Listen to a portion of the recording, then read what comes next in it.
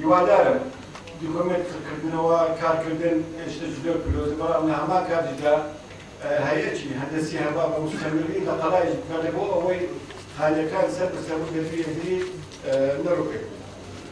ئەمە بەنسبەت تەرتیبات دنیا لەگەڵ دکتۆر داخلیش قسەم کرد لەگەڵ برادران قسەم کرد تەبیعی تەرتیبات بەسەراحەت بەتان بێت تەنها حەمامی قەڵا میحرابی مزگەوتی قەڵا منارەکەی کە 180 ساڵە هیچ خانێک ناکاتە 110 ساڵ لە قەڵا معنای هەر هەموو توراسە سەردانیوەت و پێنجی خەلا توراسە بەڵام بنەکەی کە باسی هەولێر دەکەین زۆر دیکۆمنت باسی ئەوەی دەکات کۆنتری شار لە جیهان بەڵام شتێکی مەلموس لە دەستماندا نییە کە 100% وەیە دەنا ئەو ئەخیرەی ئەگەر بەزاری بچکە لەبەرەوەی ئەو سی ساڵە خەلاتی زۆر معلومات مەکنەیە لەگەڵ وزارەتی سیاحە لەگەڵ وزارەتی گەشت و ئازاد پەیوەندیمان کرد لەگەڵ وزارەتی سیاحە تیمێکمان نادە قەڵا کاروبار وڵاتی ناد بۆ سێ شوێن دەرچوو کە 42 مەتر سیڤیلیزیشن هەزارە لە یەک لەسەر یەکتر کە بەواوەی قەڵا دروست کرا سید ئەیوب مشرف بوو لەوێن دەرێ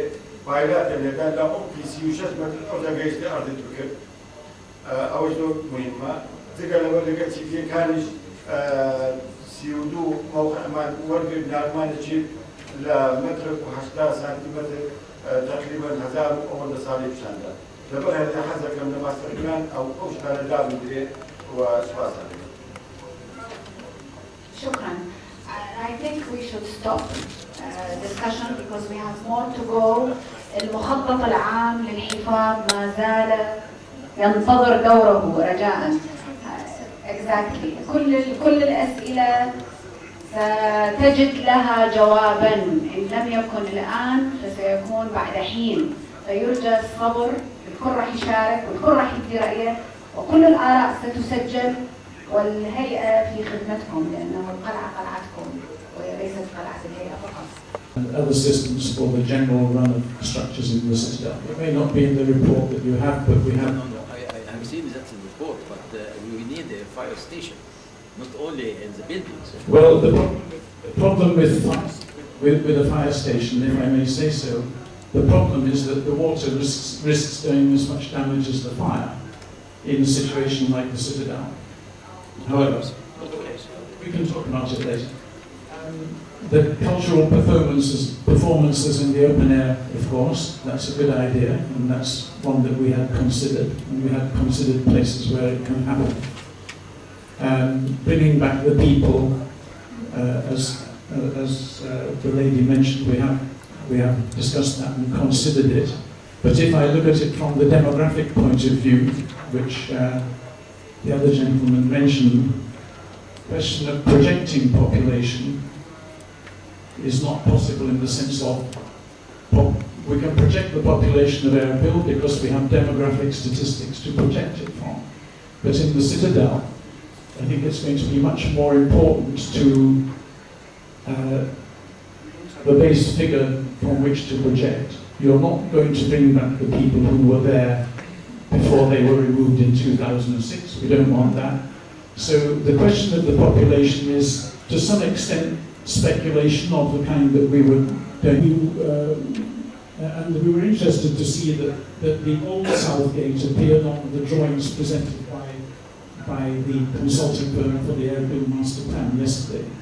They showed drawings with the old South Gate at the end of their view park. But on the other hand, the money that it would take in the next 5 years, maybe next 10 years, the money that it would take to demolish what is there and restore the old gate would perhaps better be spent on promoting the revitalization part of the city.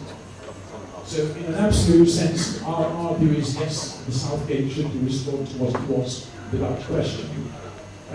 How that fits into your budgeting, the government's budgeting, is a question. And now, David, and they looked at alternative concepts then, and we thought that we ought to revisit that just to make sure that we hadn't missed anything. The three that they looked at were total preservation, where you simply restored everything to the state that it ought to be in. and that it was in then, but it was rather, many of the buildings have collapsed, and there is this very big cut of the north-south road, so that isn't a practical proposition anymore. We can't see as much of what was there as we could in 1971. Selective conservation would preserve the outer walls, the second option, and select special areas of special quality to be conserved. And the assumption is that the rest of the area would be new development, and if we followed our kind of guidelines, the new development would be designed in such a way as to be compatible with the old in terms of design and materials. In that model, the north-south road gives car access, and that model could be applied now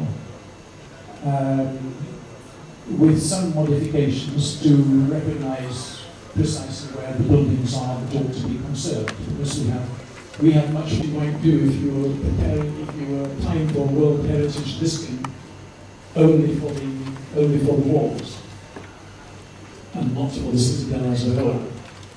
And again, you would infill the middle of the donut, as it were. You would infill the middle of the circle with new development.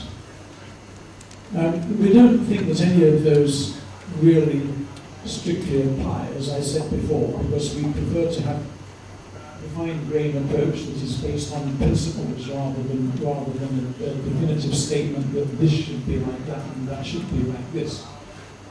So the overall principles that we've suggested are that as much as possible should be conserved from the Ottoman period, accurately restoring buildings where the original form is identifiable, and in other cases incorporating what is authentic into a compatible new building. And the word compatible will keep coming up, so just to be clear, when we say compatible, we mean something in buildings that reasonably conform with the traditional architecture and have the same kind of shapes and openings and so on. The second guiding principle is that we have to have easy and safe pedestrian movement throughout the citadel and minimize the potential for pedestrian and vehicle conflicts. That's in fact too difficult to achieve, but that will already make it easier. The question of pedestrian vehicle conflicts will depend on whether we have cars there at all or what sort of cars there are. And the third principle, providing access for other things, deliveries to shops and houses, emergency services, maintenance and repair services, or waste collection, VIP visits when we have visitors from UNESCO, of course, and of course tourists. It's very important. The question of economic system economy could expect in the future to be tourism. If we have more regional stability, the citadel will attract very large numbers of foreign tourists, without question, as well as tourists from all over the region.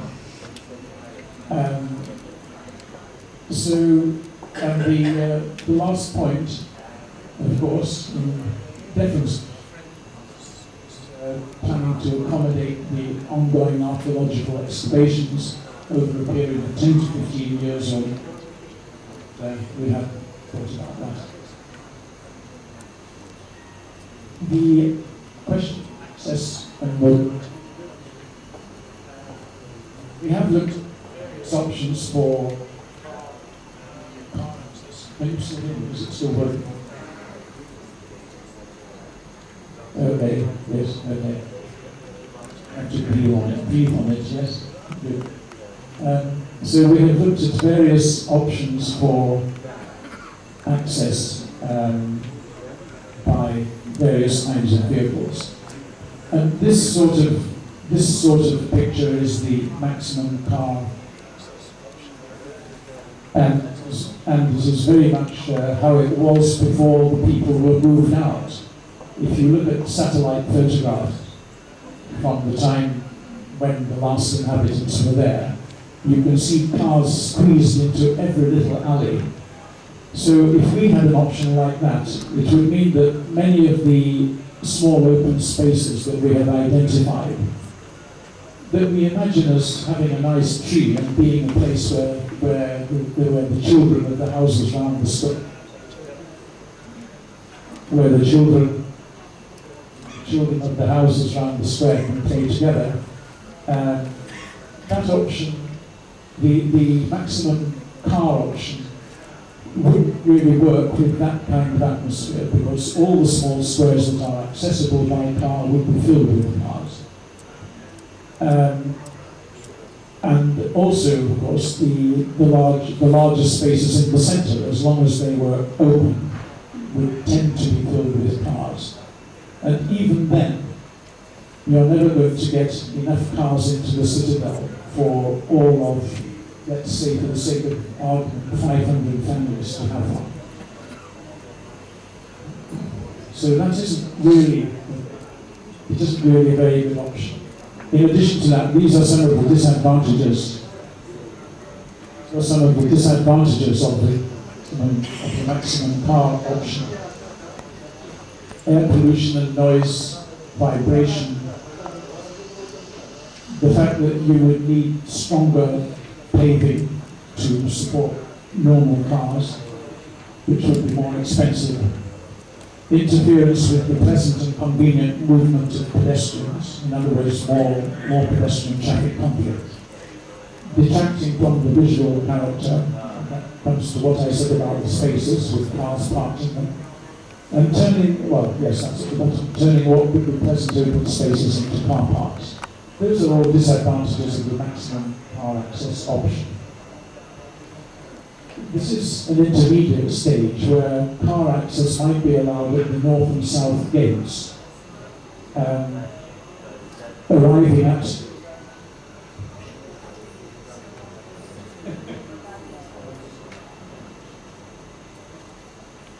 so car access at the north and south gates, arriving at what are essentially interchange points, at which point we envisage that there would be electric cars that would circulate on one main circuit, but that would go more or less around the perimeter.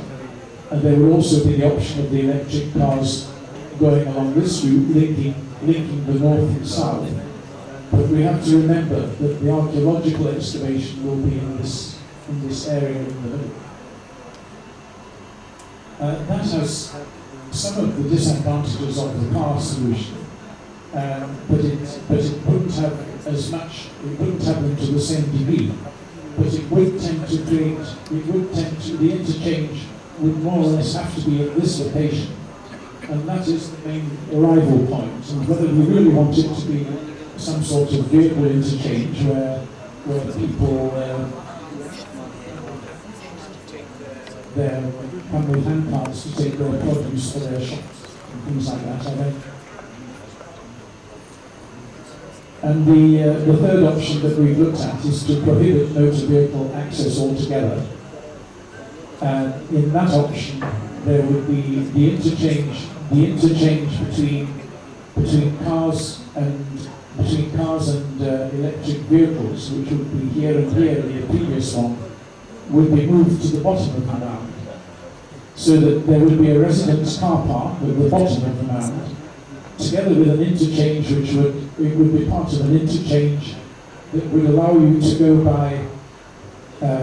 by electric vehicle, which would go anywhere, again, on the same circuit around the outer perimeter, or through the centre, but in this case not on a direct route. It would pick up the old main access route that goes up to the mosque here.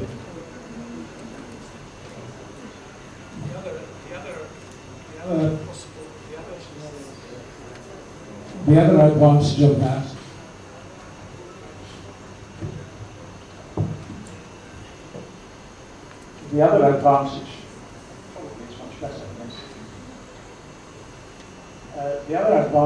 of that option is that tourists could arrive in the car park at the lower level, here, and they could go on foot up the hill, like they always used to in the past, unless they were riding a donkey or a camel.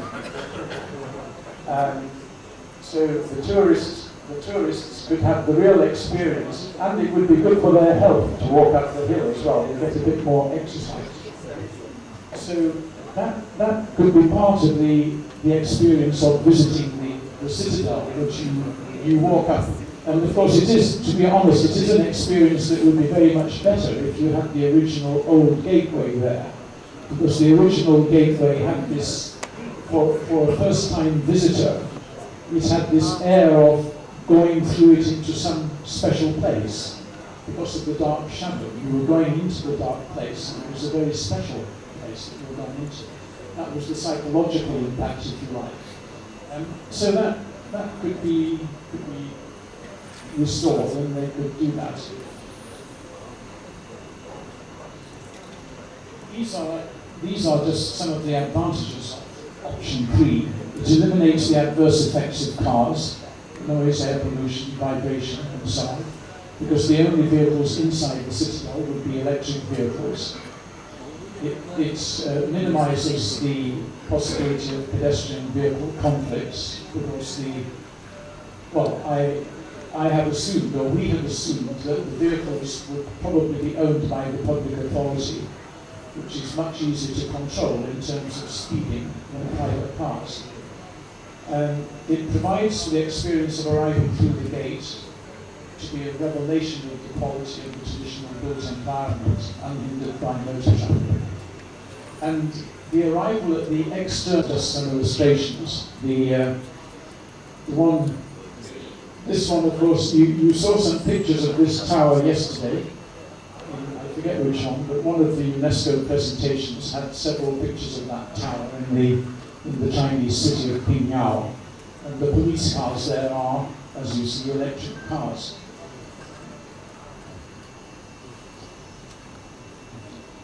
So this is what happens. I think I have more or less explained that already. The north-south link is irregular. The internal circuit goes around the outside. I won't say any more about it.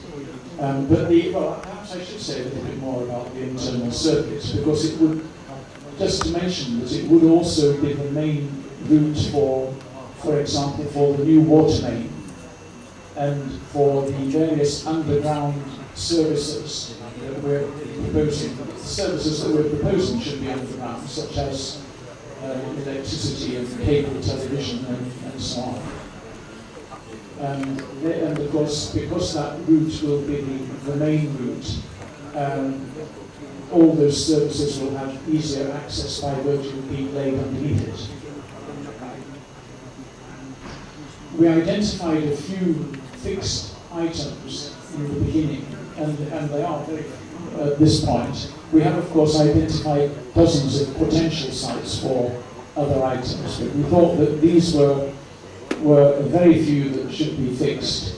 One of them, the archaeological excavation, of course, is already fixed. The mosque and the hammam and the maintenance depot are in that location, and we're suggesting that the depot should still be in the same location. These are the secondary archaeological excavations, and they would, if they are excavated, until they are excavated, they will be used simply as open spaces and probably be planted. After they are excavated, it will depend very much on what is excavated on the site. If the excavations are something that need to be permanently exhibited in situ, they will remain like that. If not, they will be restored as open spaces. The water tank site is here, and I think everybody knows that the big steel water tank is something of an eyesore. It isn't really compatible with the heritage environment of the citadel. We're proposing that it should be moved to the highest point on the citadel, with the idea that the building itself can be the lowest possible building. Obviously, if it's on higher topography, the height of the actual building can be lower. And we're suggesting that it might be incorporated with a viewing platform so that people can actually look out from the top of the water tower, so as it serves another purpose as well.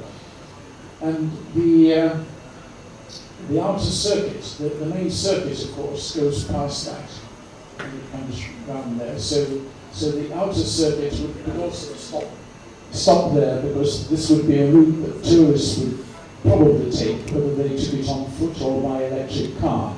And so it could stop there and people could climb the water tower and see the view of the city outside from the top. And we've identified various other lookout points. This is the old East Gate, of course.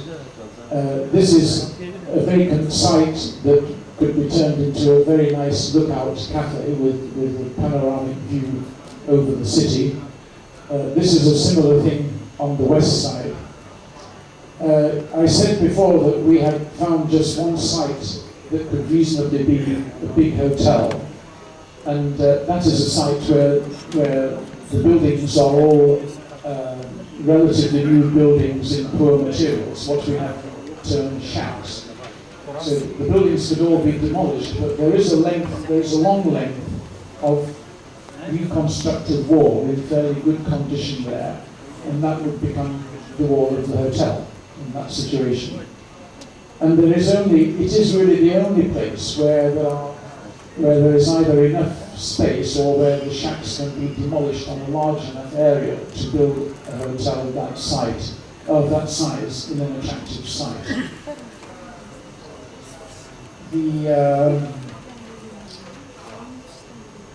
Well, those were the main things that we identified there. But if you look at the other maps that we have produced, there are many more sites, and my colleague is going to talk about the opportunities later. The question of master planning, we thought we should say something about it. Ottoman fragments incorporated into village-style shacks or small houses which were built by the refugees who were living in the citadel. We've identified a number of these buildings which are less than 2 years old. And some of them are very, very new, and yet within them there may be buildings that go back to the Ottoman period. And so this complex mixture means that we're not in a normal situation of conservation where we're saying here we have a historic city and it must be looked after carefully, the old buildings must be cared for. In the citadel, what is an old building? This is a very difficult question. It's not straightforward at all. And so, as a conservator of buildings, I've worked practically for a long time in actually conserving buildings with my own hands. I am normally a very arch conservative in what you do, but in the citadel, having such a policy is not possible because the buildings are so complicated and such a complicated mix of the new and old. And also, when we discuss the reuse, now we have identified that the typical plan of the citadel house is a two-room house with separate doors in one end into each room and no windows for light. These buildings, when well preserved, are very difficult to use in the 21st century. And so we have to have very imaginative ways to think how they can be made useful in the future. And so now, the basis, of course, for the deciding conservation policy is the grade of the buildings, because the historic and architectural importance will naturally influence what you're going to do with them. And this shows we've inventoried all the buildings in the citadel in 12 volumes. This is a very large piece of work, and the buildings have been graded by historic and architectural importance and structural importance. And here we see the 3 grades. There are 10 grade 1 buildings, fewer grade 2, and then quite a lot of grade 3. And then the empty areas, the areas where the historic buildings have been completely demolished and replaced by shacks. Grade 1 buildings, of course, we would normally expect to be of great artistic and architectural importance, and they will merit full restoration. And this illustration is the Saline Mansion, which is a very nice house, which is very little visited, just behind the office of the HCECR. And it's also important as most of the houses of this style were very extensively reconstructed in the late 20th century, and this is the only one which has not been touched. The Grade 1 buildings, of course, include the 4 buildings of this similar style, the Sharif mansions, which are all fairly near the entrance. We have several members of the Al-Dabakh family here, I think, today, including Nayab from Amman, and of course this is their group of family houses. And these are very grand houses, but as you'll see on the top left-hand image, most of them are very heavily restored and partially reconstructed. This was an approach that would be common at that sort of period, but conservation ideas move on, and now one would be more conservative. But there are also some Grade 1 buildings that are quite fragmentary. So in the middle we have the Ali Pasha Mansion, which is very important because it's one of the main landmarks on the perimeter. So this is the perimeter facade.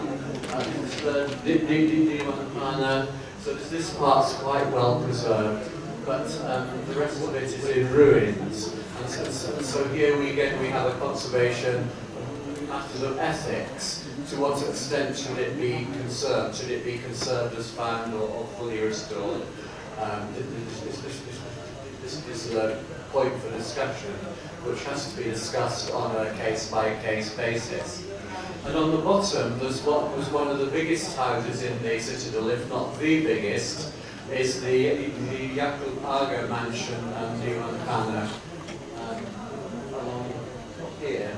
And we think that should be restored because we think it's very important to block the road, and the road has been driven through the middle of this complex, and so restoring it will be a very good way of closing the road off. The upper story survived till relatively recently. No doubt Mr. Mufti will be able to tell us exactly when the top story was taken off, but it was still there in the late 1970s. Here's this huge courtyard on the right.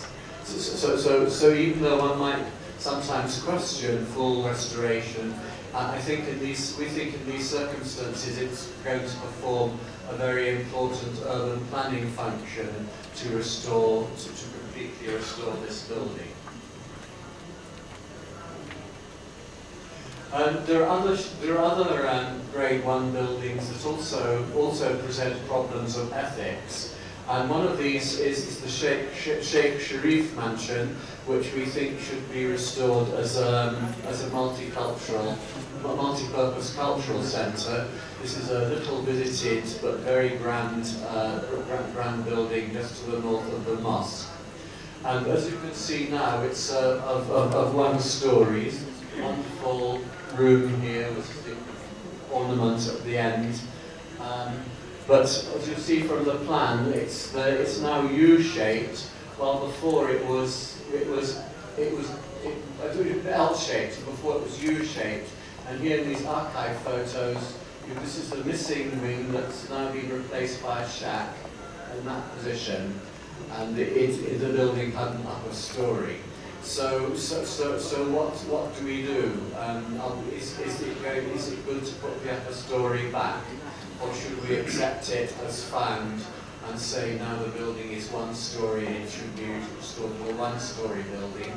Very often, for a matter of reuse, it's quite convenient if we would have to have new build in this shack position, as that be somewhere where we can put modern services without interfering in any of the important historic rooms. So that could be where the kitchen could go, where there could be toilet facilities and this sort of thing. And all the modern services concentrated in the new build section, and just leave the old rooms, leave the old rooms as they are. So all decisions like this, about are you going to put back the top story, will have to be addressed on an individual basis. The point of view of maintenance is very important. I mean, many of the important houses in the Citadel are in bad condition because they're built on the slope, and they're at risk for that reason. But this one's not. So you can see the arcade is falling down, and this is really because water is getting into the tops of the arches, which are at risk, and then they're dissolving the mud water, and the structure is collapsing. So that's why maintenance is particularly important. I don't think anywhere else in this meeting we've mentioned that we are now convinced that the perimeter houses were built in front of the former city wall. And the fact that they're built down the slope of the mound is why they are so particularly unstable. And they were built in that position, so they're built in front of the city wall to get a good view and to get extra space. But it's also a very risky place to build them. And so this is one of the strategies which Michael will be talking about this afternoon, is this strategy of addressing risk. Grade 2 buildings are likely to be less complete. They may have very important historic bits, but there may be important parts of the buildings missing, and so they require new build to make them usable in the 21st century. And so one of the buildings that we studied as part of our exemplar study of Block 42 is the Muhsin Aga Diwan Khana, which we see here. And we have developed a project for a sort of hypothetical use as the heritage house for the HCCR. This doesn't mean that we think that this approach should be very flexible, that the users of these buildings should be very flexible on finding takers, as Michael was saying. Anybody that wants to take a building on, the assumption should normally be that proposals like this will be accepted until you get so many that it becomes unviable. And that can happen.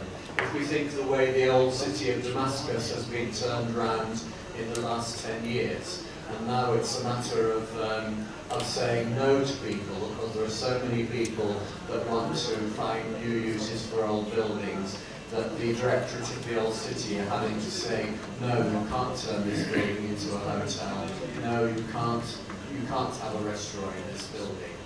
And this can happen very fast. For example, the first hotel in the old city of Damascus opened in 2003, and now there are 48.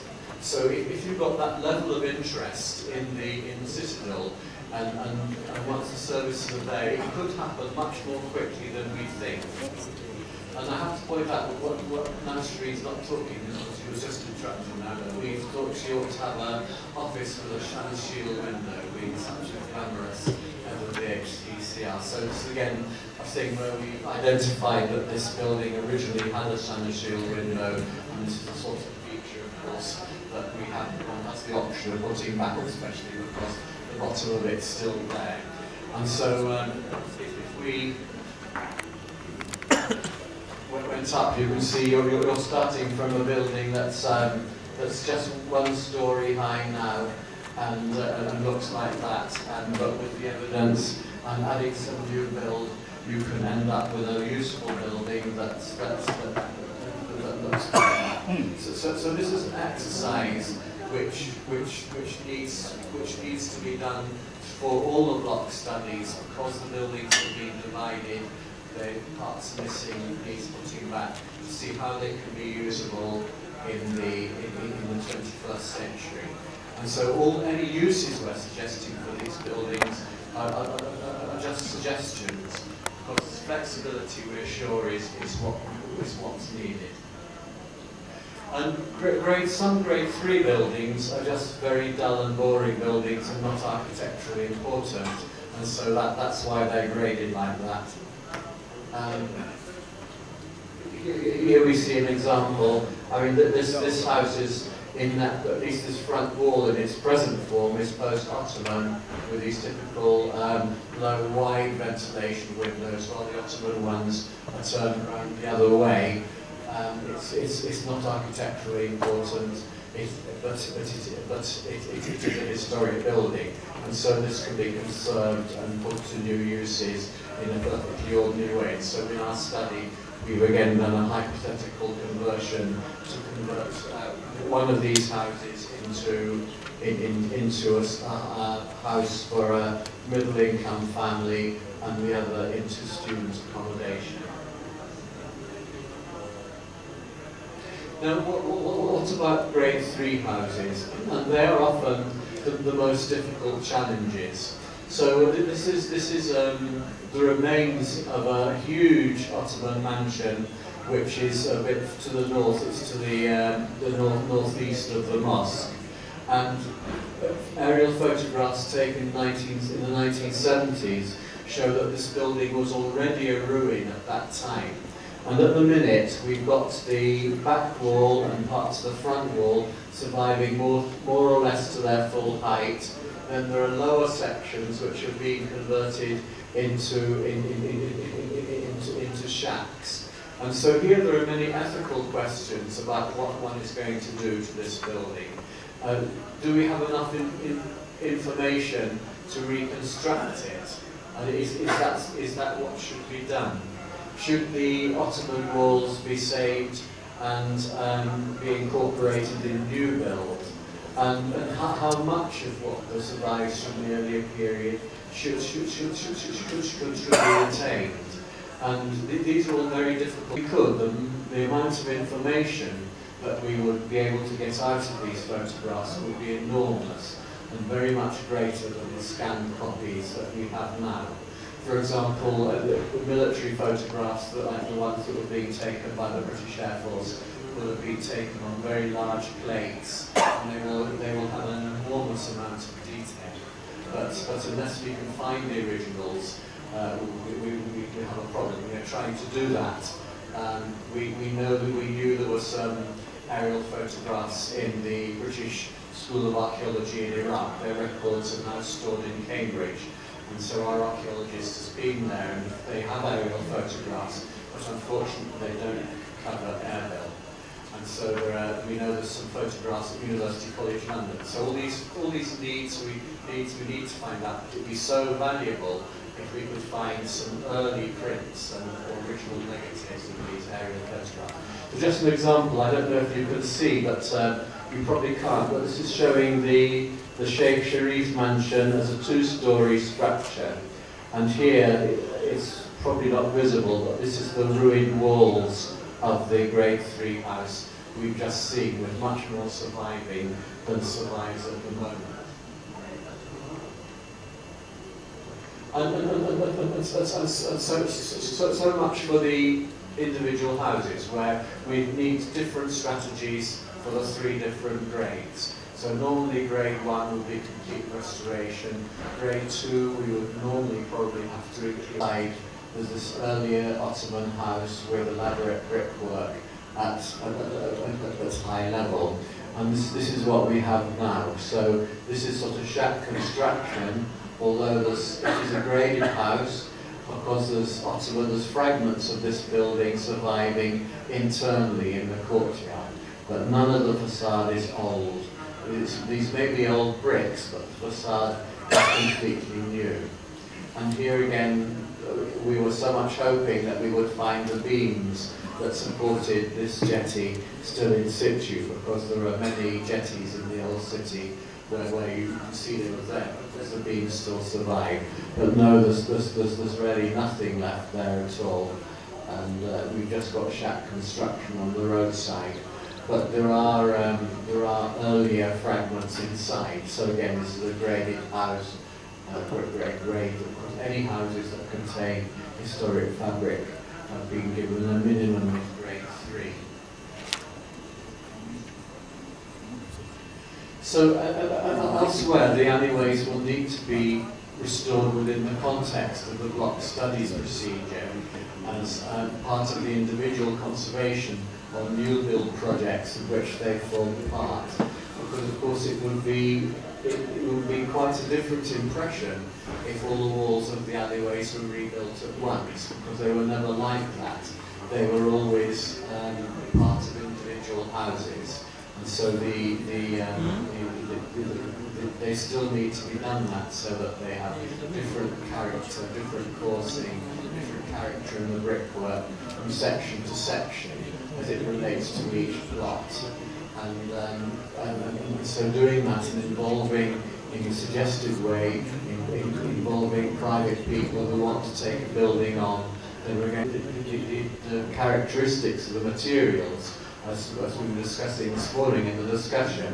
The citadel is brick and expressed brickwork externally on all the houses, and so that's very important. And as I mentioned briefly yesterday, we now think that this kind of brickwork, which is very common, is new bricks alternated with old reused bricks, and so they may be half bricks, and it's a very common pattern, but not universal. Here underneath you see a different wall, sorry, these are two different photographs touching each other. You see a different wall that's not coursed in that way. And it's very difficult to talk about the bonding, and it's mostly irregular bond. There's some signs of use of English garden wall bond, but nothing very much. And it's difficult to tell what's a header and what's not, because what looks like a header is probably a broken brick. This looks like English garden wall bond, but I don't think it is at all. I think these bricks, short bricks inside, are broken bricks, they're not headers. And you can see in section that the external leaf of this wall is not bonded continuously into the core by headers. So I think that proves that. And here we have some hard renders, is sort of early 20th century, there are a number of cases of that. And so the new alleyways will want to reflect the traditional vocabulary of what's typical in Citadel, but in the rounded corners that again can go out to squares at eye level. This is very typical of Ottoman towns and villages all over the Ottoman Empire. You can see this being done in different ways. Perhaps the Citadel was unusual in that people often did this in their own courtyards and would contrive a rounded wall in the courtyard to go square higher up. But there are bigger and more unusual, I mean, in white terms, having big curves on the end of walls, which are also very typical and very attractive. This use of garderoves at high level, perhaps there can be a case again where some of these can be incorporated in new build, and they can certainly be conserved on the old buildings. If you look at the old photographs of perimeter houses, all had garderoves. Clear vision, when we are speaking technically, we have to speak technically. And this is because you mentioned here a lot of things concerning also moving of wood, moving so, and we didn't have any technical information about wood material or thick material. In the last months I was here with some colleagues and we make some studies on the wood and on the wood surface, and even on the thick surface with dermaphod lens. I do hope that you know this machine. And you can see the erosion on the surface of the thick everywhere. And this is a very important here. And we have to, I'm going to get along these pages here. I'm sorry, we have to lose that. In some places here in page 182, you mentioned surface rendering. Are you going to make plaster on surface? We didn't have plaster, rendering, you see. Then I'm later on to have your answer on that, because we didn't have any plaster on the surface of the city. And the project we presented, it seems like a new project, a new design. It seems that it is plaster, because you don't see the big features on the construction. If you are working with brick, then the lintel can be seen in the brick. How to feel it cannot as a flat lintel. What you meant by long glass, I don't understand that at all, because I don't think anybody suggested using long glass. As far as shop fronts in the region are concerned, I think that we've done more research on shop fronts in the region than almost anybody else. My colleague, architect Al-Audi, and I we've worked extensively on the shop fronts in Damascus. I worked on Deir we worked very extensively on shop fronts, and I think we have a huge amount of information, that more than almost anyone else. We do discuss the other styles. We note, for example, that one of the houses, the typical Beit Arabi style, some of these houses have Iwans, but most of them, I agree with you, and this has not been studied, I think, in previous reports, are these two-plan houses which are particularly local, and these are very specially local, these two-plan houses with no windows. You're quite right in pointing out that I should have mentioned the matter of excavation, and we do recommend that all sites should at least be excavated to the Ottoman footings before any development takes place. Of course, I'm going to be talking about excavation this afternoon.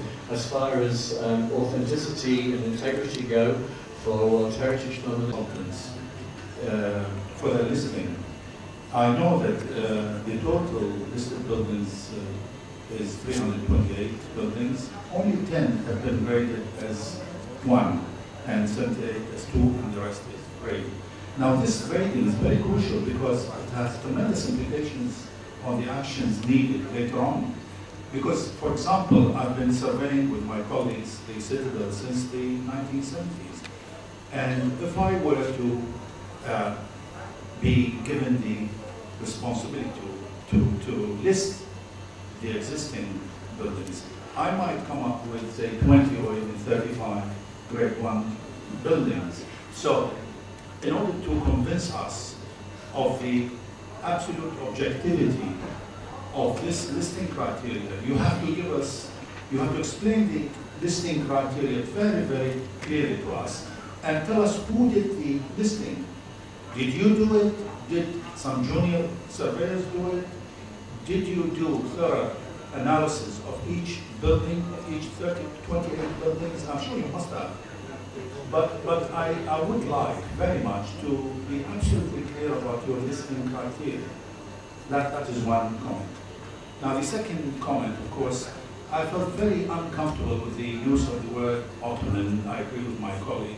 Ottoman walls, Ottoman spaces, Ottoman houses. This must be, now throughout the reports, this must be revised, please. You have to use some, a more objective, because the Ottomans didn't build these houses. The Ottomans ruled the country, ruled as rulers, as occupiers. They did not, they might have built a mosque or two, but these people who lived here and elsewhere were Iraqis and who built their houses in their own way. Now, this brings me to a very important other comment, which is related to the architectural typology. Now, to me, in order to list correctly the different houses, you have to have a very good understanding of the architectural typology of the houses, which after all they constitute more than 95% of the fabric. So the architectural typology that you adopt is unconvincing, to me at least. You say 2-room plan, 3-room plan. This is not, this is not typology. Typology is much more precise, and you have to have many comparative plans of these houses. You have 328 houses. Now you might choose, say, 40 houses with different plans and sections, not only plans, because the Arbili house is much more interesting in its section, not plan. And you will come up, I'm sure you'll come up with a totally different typology. So I think it is your duty to revise this as well. Now, my other comment is the architectural elements. Now, the elements are crucial to be understood correctly because any reconstruction, any restoration would have to be based on the use and reuse of correct architectural elements. Now, the architectural elements are many. I can mention the arches, I can mention the vaulting system, I can mention the decoration, the brickwork, and what have you. This has been more or less, ignored in the study. I could be wrong, but I haven't seen it in my documents. Now, this brings me to the other comment, which is the reconstruction exercises, what you said. Now, I realize that there will have to be, definitely for important buildings, there would have to be some restoration. And this would involve, because many parts of these grade 1, especially grade 1 buildings have been demolished, you would have to do reconstruction based on authentic, authentic photographs and measured works and so on. This is a must. I'm talking about infill projects, which will constitute a lot because, almost 60% of the citadel is, as you call, shacks and slums. So the final conservation and rehabilitation plan would have a major component of infill in it.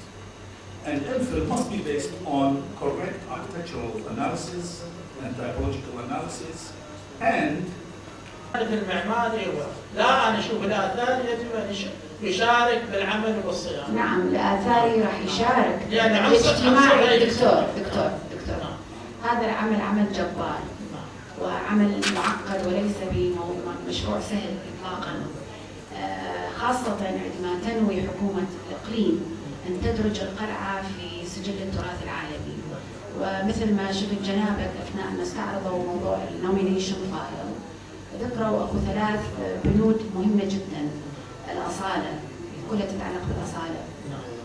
فهيجي نوع مشروع أولا لا يمكن الاستعجال به، يجب التأني في اتخاذ القرارات الاستراتيجية أو القرارات التفصيلية الخاصة بحتى نوع الفعالية اللي تدرجها في الموقع اللي تختاره.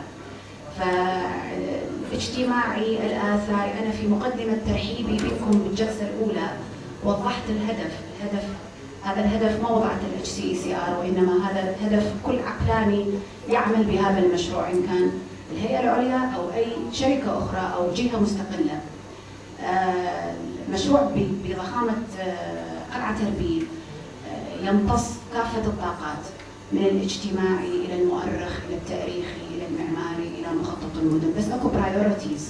البرايورتيز هي لمن؟ للآثاري يبدأ بالتصريح أم مخطط المدن القديمة والخبير في أعمال الصيانة والترميم وله تجارب وباع في هذا المجال.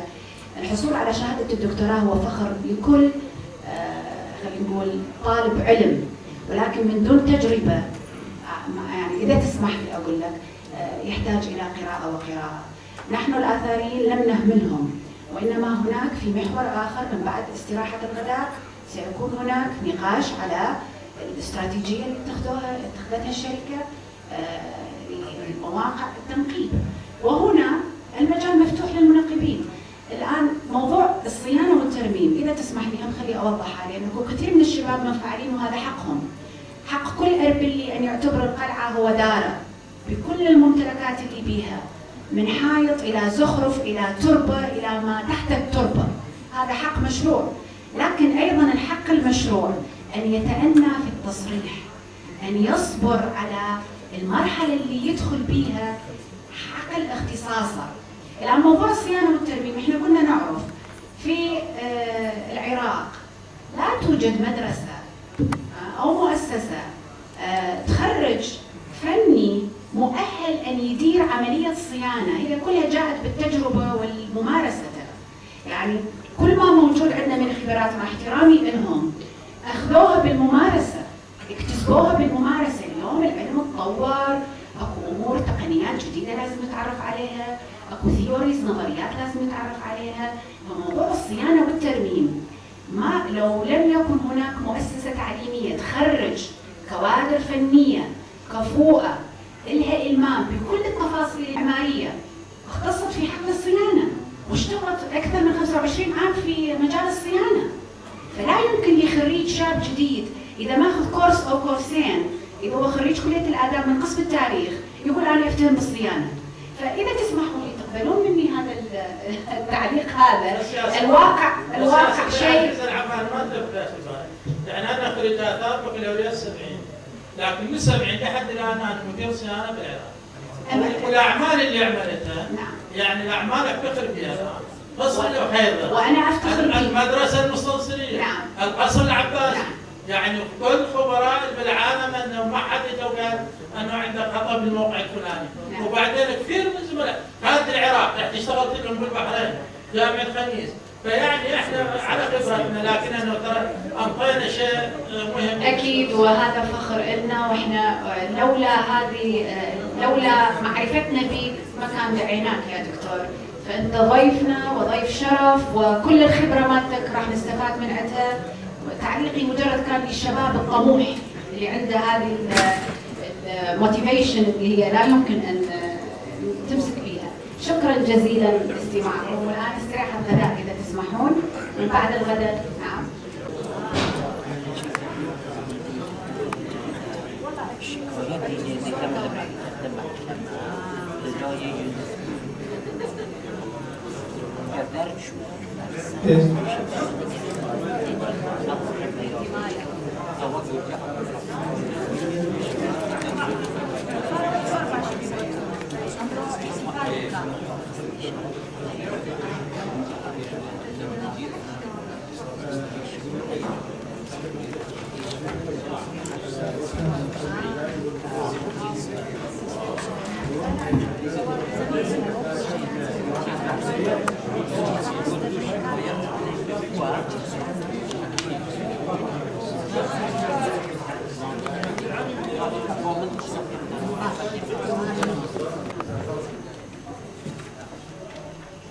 جلسة بعرض فرص للتطوير ديفيد ميشن. Implementation strategy.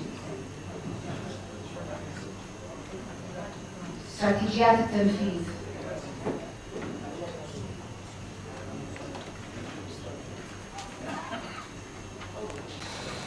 Because it's very clear, every time it rains, every time there's any bad weather, we lose a lot more. So it is urgent to act now.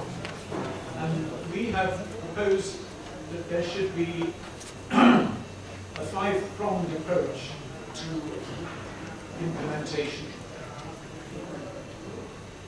Perhaps the most urgent is the first one, the immediate recruitment and training of the Citadel maintenance team. Because unfortunately, that is the fact that things haven't been maintained. Not only since the inhabitants all went, but for quite a long time before the population was removed from the site. Things are getting worse by the day. Maintaining and repairing roofs using traditional materials and techniques. Capping the tops of walls to prevent the water getting into them, because that's probably the most serious reason for wall collapse. The rain gets in, the water gets in, the outer leaf of the wall falls off. I'm sorry, but is there a door that we can close somewhere? I seem to be.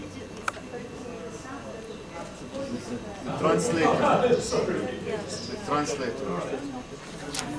Sorry about that. Yes, right. Third is the propping up of dangerous structures, and I think it's self-evident that that needs to be done. Fourth, the pointing of walls that are at risk of collapse, using the correct mortaring techniques. That, of course, is based on the analysis that's been carried out on the mortar. And five, providing temporary protective covering to expose ornamental details. And the kind of ornament that is obviously most at risk is where we have decorative plasterwork it used to be inside, it used to be covered, but because the roof has gone, those details are now exposed to the weather as well. And it obviously is urgently necessary to correct that situation.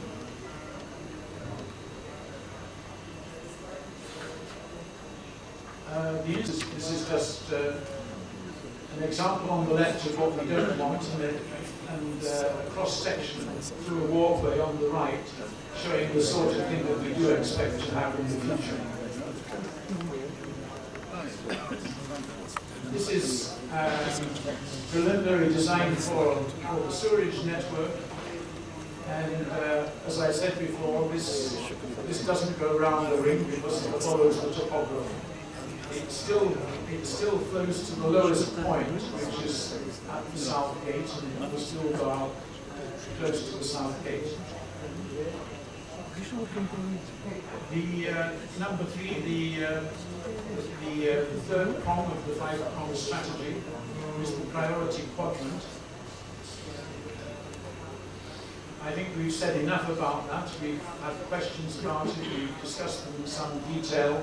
All the individual functions are shown on the individual functions that we suggested could happen, are all shown, the large mansions and so on we've talked about. This is an early picture of what is now the Textile Museum, showing what a magnificent building it will be when it is restored to that sort of state. And around the south entrance, there are, as we know, there are quite a lot of buildings of that quality, and it will be very impressive to walk in through the south gate.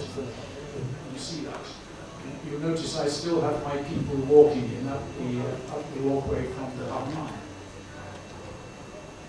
The list of things David has gone through, so I won't go through that again.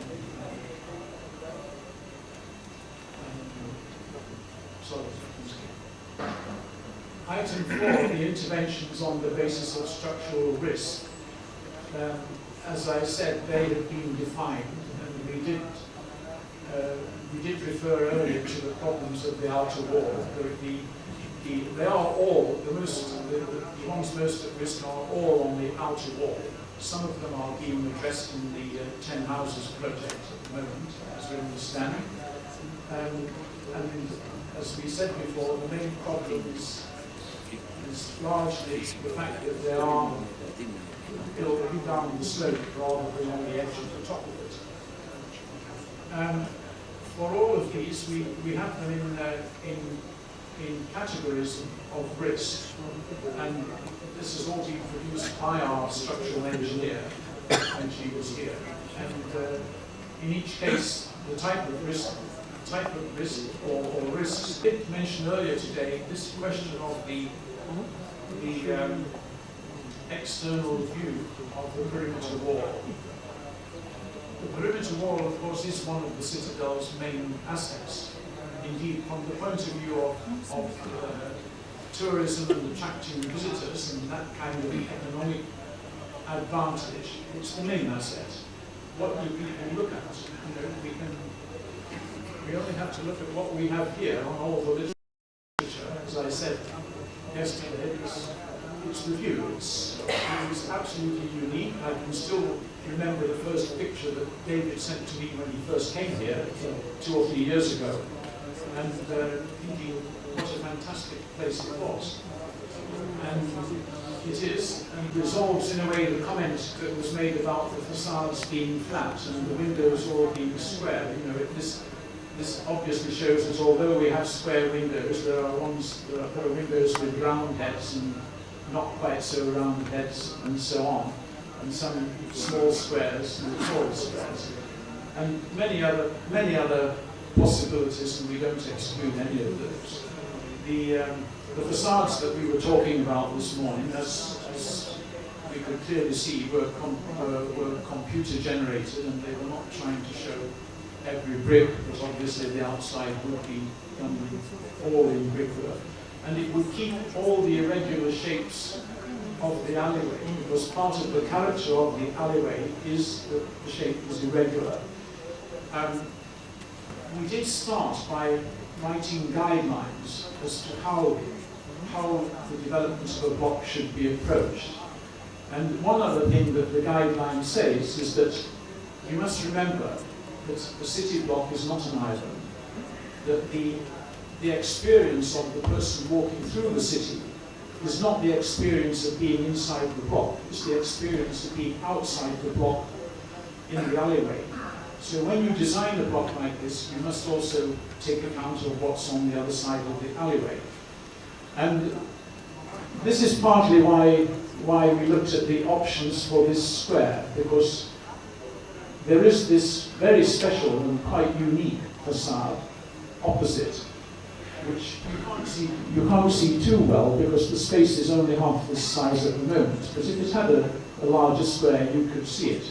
Now, whether that's a valid reason for opening up a somewhat larger square is open to debate, and I would say there are two sides to the argument. But this is what we were thinking about. This of course shows the building with the special window, which is in all the other illustrations that we had shown earlier today. And this is that building, and this is that building again, obviously generated by a computer image, and the same image that we've seen before. What we're going to do, that more or less is the end of what I was going to say about the implementation, except that we do have just one more very short presentation that is going to take us through the door into the building, starting from ground level. Well, actually, it's going to take us into the citadel, starting from ground level. We shall see what it looks like. So if you will just bear with me for a second while we switch on to the other.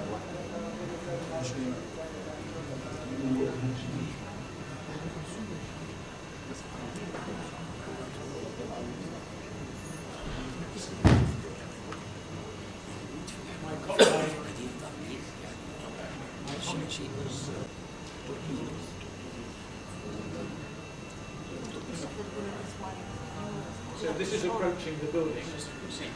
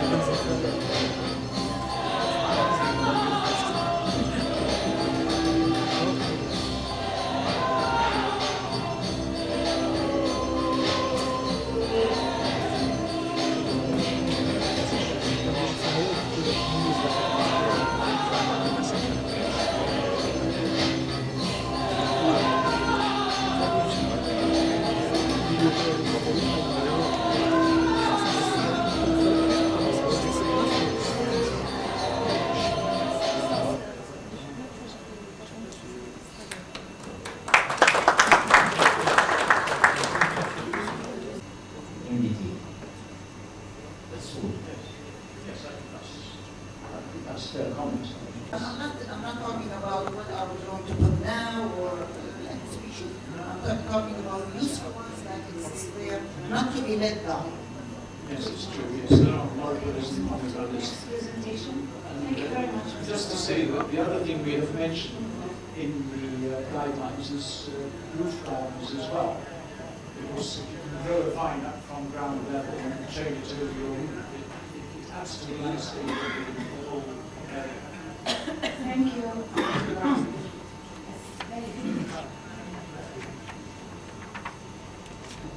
سيد نائب المحافظ.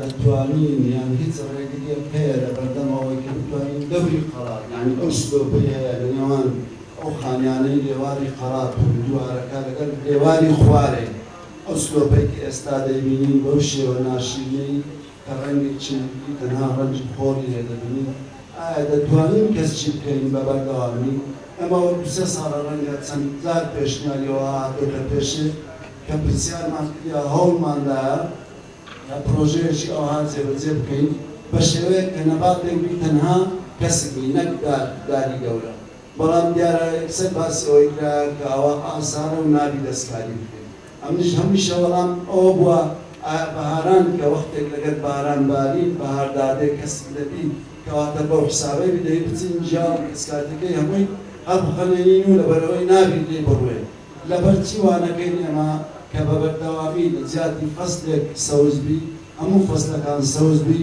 لە بۆی ببتە مایەی سەرنجڕاکێشانی خەڵک لە بۆی سەردانی قرار بکەن و ئەوە بە لە بەرنامەدا هەیە و دەتوانین بیکەین بە شێوەیەک کە ئەگەر بێت و نیازی ئەومانەبی ئەو خانیانەی لێواری قەڵات دەستکاریش بگرێت دەتوانین مەسافەیەک و حدودێک لە بۆی دابدرێ بە چەند مەترێک سیمێک لە چاردەوری بەئەڵێنرێ لە بۆی ئەو بەردانەی یان ئەو خۆڕەی کە بەردەبتەوە زیان بە خوارێ و بە لێوارەکەی نەگەیەنرێ باقیەکەی دی سەوز بکرێت بە نەباتێکی داری کەسێک و بە سیستەمێک کە ئاو بدرێت لە خوارەوە و بتوانین تراژکتۆر و ڕۆناچی لێ بدەین کە شێوەیەکی جوانیشان بدە. زۆر سوپاس.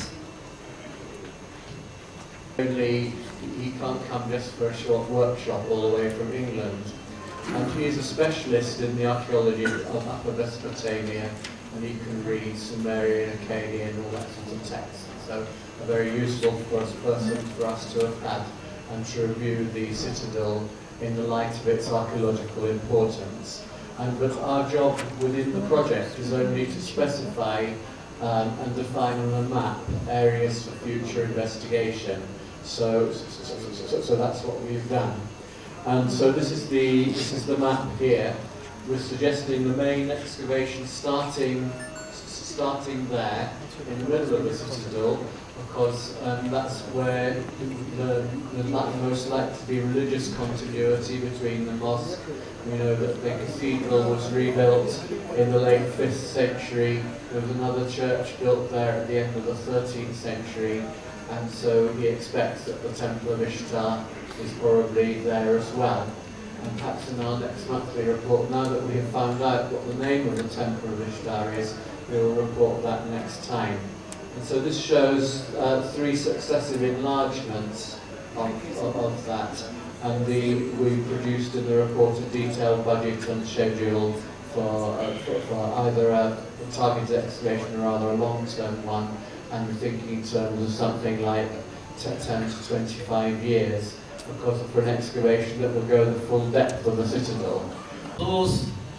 الفن المعماري في قلعة أربيل، أو إن قلعة أربيل تنتمي إلى أي نوع من الفن المعماري في الشرق الأوسط؟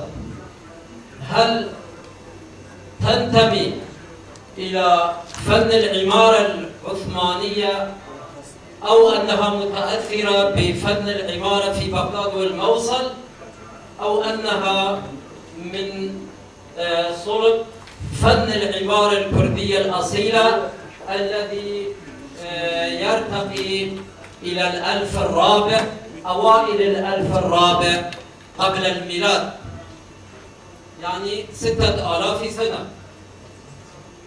عرضتم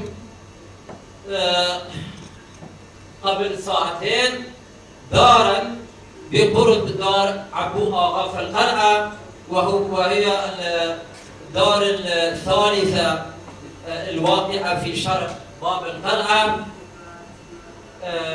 وجدنا هي عبارة عن 3 غرف.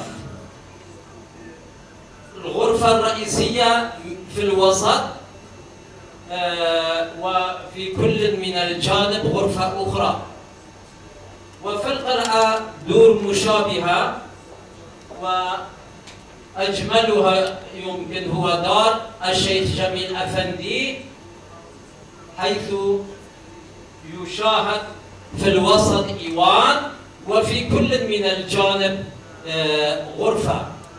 هذا فن قديم سمي في فن العمارة الإسلامية بالطراز السدلي، والكلمة منحدرة من كلمة سدير الساسانية، أي 3 أجنحة أو 3 قلوب. وهذا الفن إنما هو على طراز الحرب، القلب والميمنة والميسرة. وإن قصر السدير في الحراء وقصر خورناق في الحراء من الطراز السدلي. وعند بعض المؤرخين أن طاق كسرى أيضا من هذا الطراز. وهذا الطراز وقد أرجع العالم الكبير الدكتور مصطفى جواد هذا الطراز إلى العهد الساساني، ولكننا استطعنا أن نرجعه إلى العهد الميدي بدليل وجود كهف قسقاطان، وقد نحت على هذا الطراز 100%. والدليل الآخر، ثم في خطوة أخرى تقدمنا نحو الأمام، وهي معبد قرد بالج آغا من عصر الورقاء من 1000 الرابع قبل الميلاد.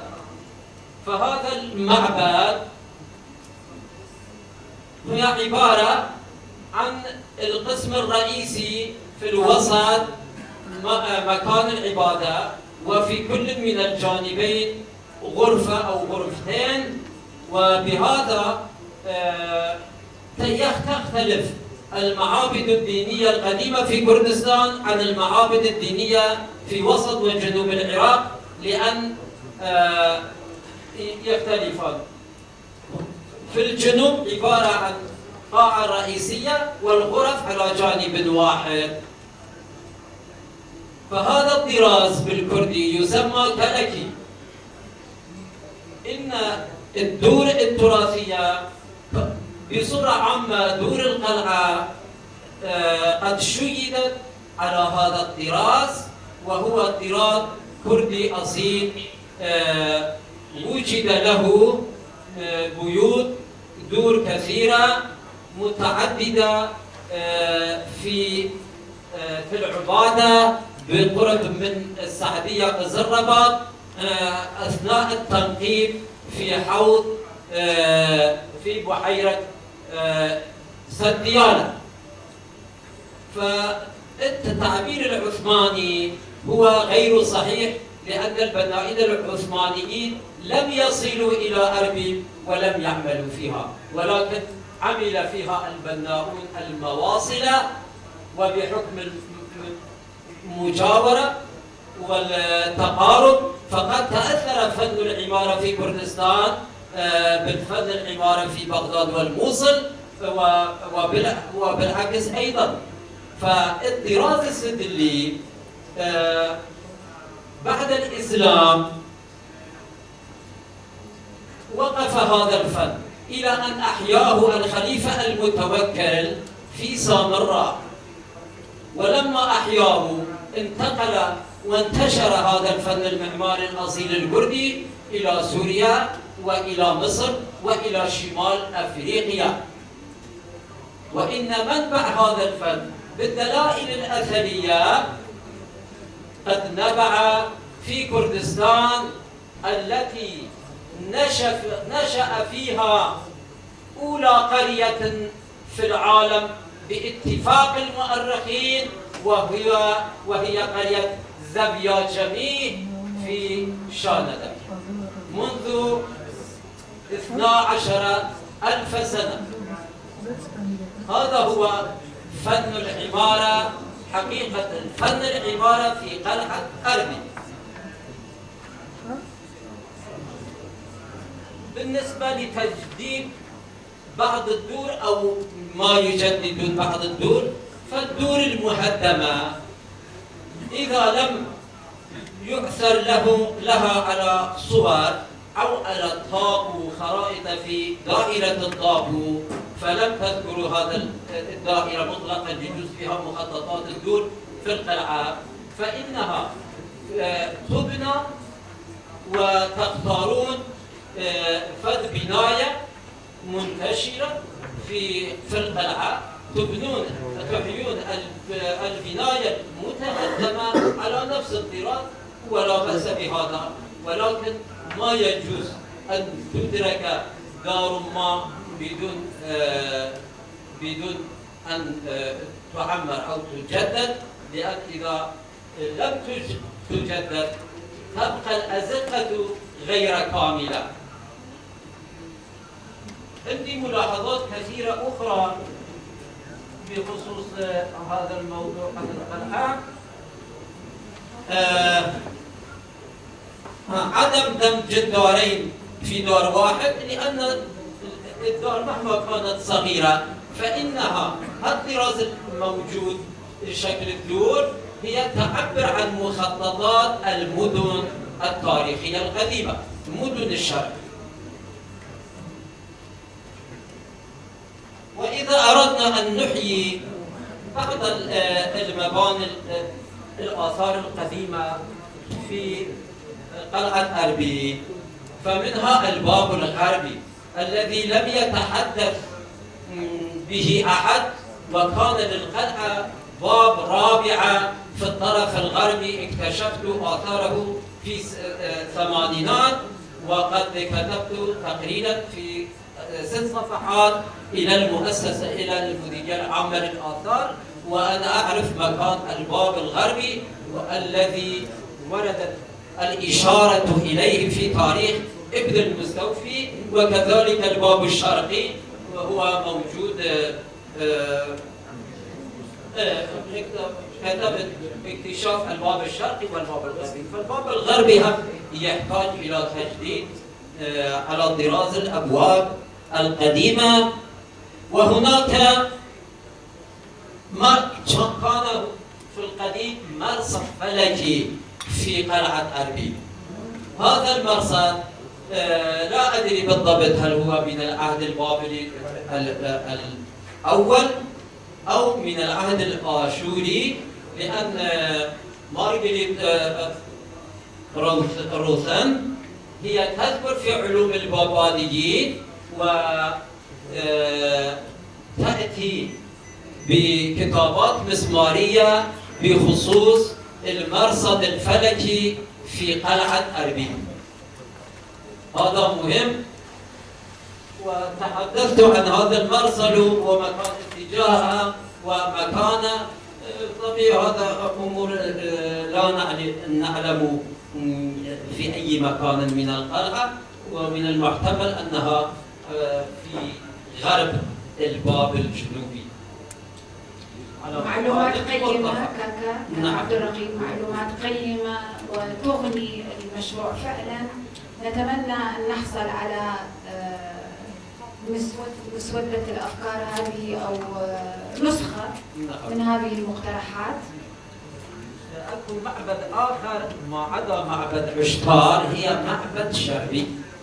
وكان كاهن المعبد إيثارا ما زال حيا في النصف الأخير من القرن الرابع الميلادي، ثم تنصر أي أصبح مسيحيا، وانقطع قبل هذا المعبد في قلعة أربيل أيضا. شكرا كاكا عبد الرقيب، فعلا معلومات غنية، وإن شاء الله نحصل على نسخة من هذه المقترحات والآراء. خلصنا كاكا عبد الرقيب؟ والله تواجد؟ لا هو تواجد طبيعي، لا هو تواجد. دەربارەی شەڕی ئەسکەندەر، دەربارەی شەڕی ئەسکەندەر كاكا أو شراء جماعات لە هەولێر نەبووە.